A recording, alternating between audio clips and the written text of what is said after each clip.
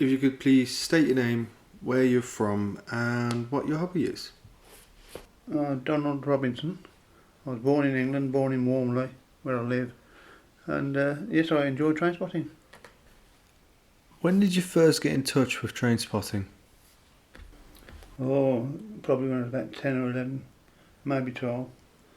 That's 60 years ago. Well, I did have a short break during my life, obviously. I met my future wife, and then I went back to it eventually. I've done it for about 50 years on the trot. I also heard that you used to work at a train station yourself. Could you tell us a little bit more about that, please?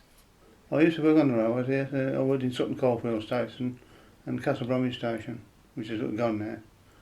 Yeah, I was only 2 or 3 years with the railway, and then they started shutting parts of it down, and I had to leave.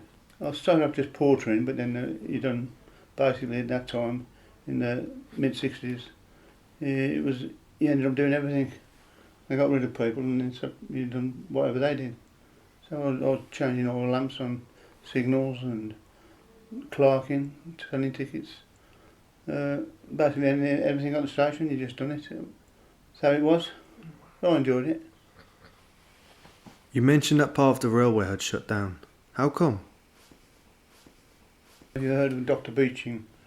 He slashed the railways in half, literally, the amount of mileage. And it was just bits and pieces after that being shut down.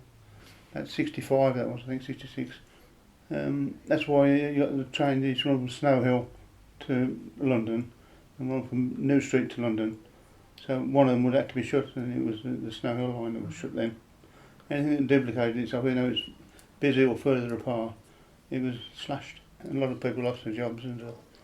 And how did you meet your wife? And across the road here, there's a bus stop. And I'm looking across the road, and there's a girl standing there. So the bus was coming along, so I smiled at her, and the bus pulled in front of her. Like, she got on the bus and looked across, and that was Maria, so that's the first time I met her. She was I was working, but I wasn't working long, but she was still at school. So that's where she was going, just to school, but I didn't know who it was, but anyway, I forgot all about it. And then soldering to work about 3 nights later, or 3 evenings later, and she was walking along the side of the road, and I said, girl, I go, sogged over, I said, oh, what are you putting your tongue out your mouth for? She looked at me, she said, just ignore me.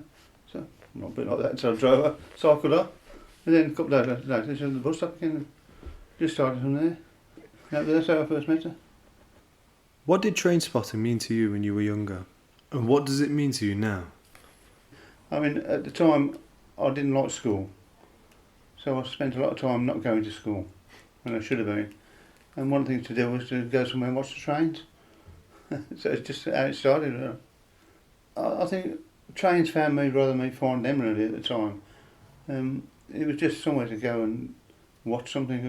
In them days it was mainly steam, and it was more exciting than it would have been. Probably wouldn't have done it these days, because diesels and electrics and units, it's a bit boring, really. Now, well, I've just done it so long now that I've literally seen everything that's there about and just waiting for new stuff being built. But yeah, it's just to keep me getting out there for an hour or two, or a whole day sometimes. But yeah, it's just interesting to keep you out of the house, just sitting there vegetating. What are some of the most favourite or memorable trains you have seen? That's a hard one, really. I probably had several favourites. One, which was again back in the same days, it was 7,000 was the number, and that was Britannia. And I got a few bits off it at one time. Only nuts and bolts, as I said, when it was just before it was withdrawn. But meant nothing to anybody else. But I kept them for many years, but I haven't got them now. I don't know where they are now. Yeah, just nuts and bolts. That's a bit loose. Get the spanner out. Yeah, you get around the depots where they were stabled, and in them days again, say it was not like today where it's all security fenced and you can't see anybody. You're talking to the talkie things system. In them days you could climb over the wall and walk down the yards, and mainly doing train spotting, but if a bit fell off, you know it. I mean, there was some serious stuff. Some people had nameplates, but I mean that was serious stuff. It's probably worth a lot of money nowadays. Are there any trains in particular that you'd still like to see? Well, again, they've built some new steam locomotives over the last few years, cost them a fortune.